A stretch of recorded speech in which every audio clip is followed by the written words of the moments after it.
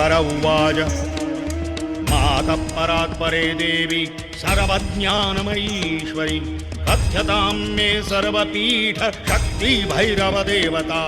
देव्युवाच शृणु वत्स प्रवक्ष्यामि दयाल भक्तवत्सल याभिर्विना न सिद्ध्यन्ति जप साधन सत्क्रियाः। पञ्चाशदेकपीठानि एवं भैरव देवताः ममाद्यमबुधो देव हिताय त्वयि कथ्यते। विष्णु नाम सहस्राच्च नामैकं शैवमुत्तमम् शिव नाम सहस्राच्च दिव्या नामैकमुत्तमम्।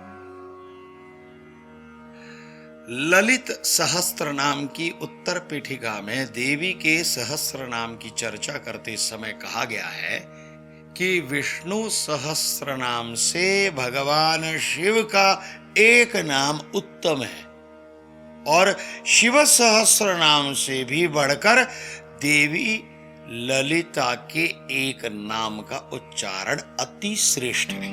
ये देवी देवताओं के बीच कोई विवाद की बात नहीं है, क्योंकि सभी परमात्मा वास्तव में तो एक ही है और ज्ञानी जन हमें भिन्न भिन्न उदाहरणों द्वारा ये समझाते हैं कि पावर हाउस एक ही है और उसमें से सबके घर में जाने वाली बिजली भी एक ही है। अब ये हम पर निर्भर करता है कि हम उस बिजली का उपयोग कैसे करते हैं। ठीक उसी प्रकार इस जगत के कर्ता धर्ता एक ही हैं और उनकी शक्ति भिन्न भिन्न स्थानों पर विभिन्न रूपों में उपलब्ध है।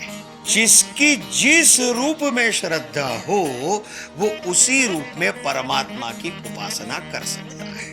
देवी देवताओं को किया गया प्रणाम अंत में तो एक ही सच्चिदानंद ईश्वर के पास ही पहुंचता है। जिन्हें शक्ति स्वरूप में श्रद्धा है वो शक्ति पीठों की उपासना करके धन्य होते हैं।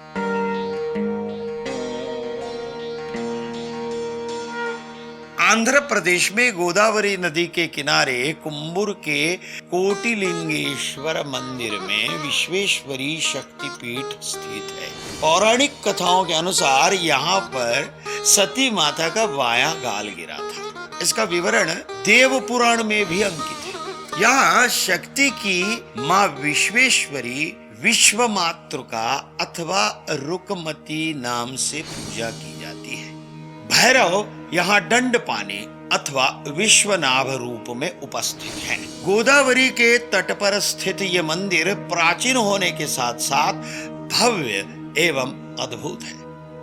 बाहर से ये मंदिर ऊंचे टावर जैसा प्रतीत होता है जिसे गोपुरम कहा जाता है। ये गोपुरम अत्यंत ऊंचा है और इसमें अनेक देवी देवताओं की मूर्तियों के शिल्प है। गोदावरी नदी में या गोदावरी नदी के तट पर स्नान करने से मनुष्य के सारे पाप धुल जाते हैं। कहा जाता है कि 5000 वर्ष पूर्व भगवान बलदेव जी ने और 500 वर्ष पहले चैतन्य महाप्रभु जी ने यहाँ स्नान किया था।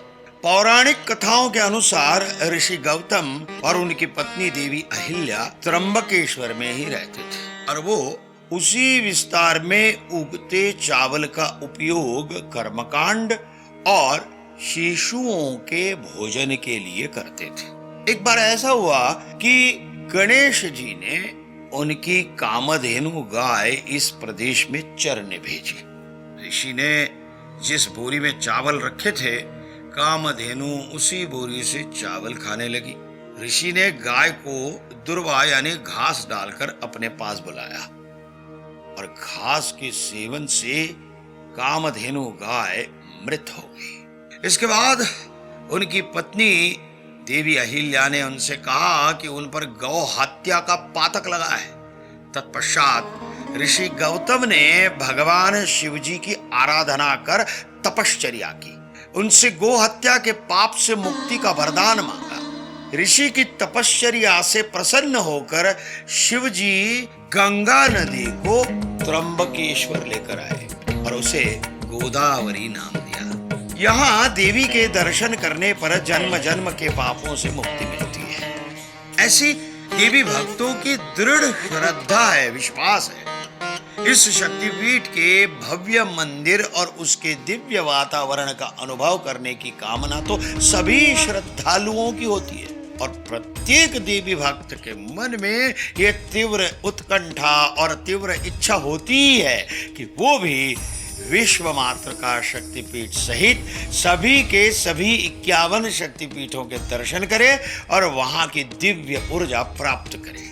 किंतु आज ये पवित्र 51 शक्तिपीठों में से कुछ शक्तिपीठ आज के पाकिस्तान, बांग्लादेश, तिब्बत, नेपाल और श्रीलंका जैसे देशों में स्थित है। किंतु इन देशों में स्थित पवित्र शक्तिपीठों का दर्शन इन देशों में जाकर करना प्रत्येक देवी भक्त के लिए संभव नहीं हो पाता।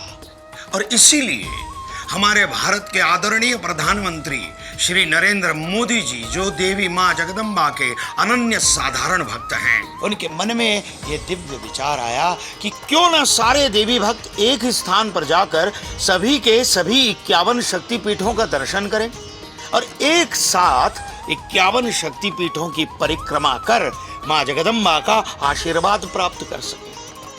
प्रधानमंत्री मोदी जी के इसी पवित्र विचार और दिव्य प्रेरणा से गुजरात में मां अंबाजी मंदिर के पास गिरी शिखर गब्बर पर्वत पर, जहां मां जगदम्बा का हृदय स्वयं विराजमान है, वहां सभी के सभी 51 शक्तिपीठों के मंदिरों की प्रतिकृति बनाकर मां जगदम्बा की प्राण प्रतिष्ठा की गई है। यह सभी मंदिर केवल शक्तिपीठों की प्रतिकृति नहीं, अपितु यहाँ के शक्तिपीठों की पूजन विधि भी मूल शक्तिपीठों की पूजन विधि के अनुसार ही की जाती है। मानो यहाँ मां जगदम्बा साक्षात हृदय से आपको आशीर्वाद दे रही है। मैंने स्वयं यह अनुभूति की है। तो सोच क्या रहे हैं और देर किस बात की? चलो, बुलावा आया है, माता ने बुलाया है।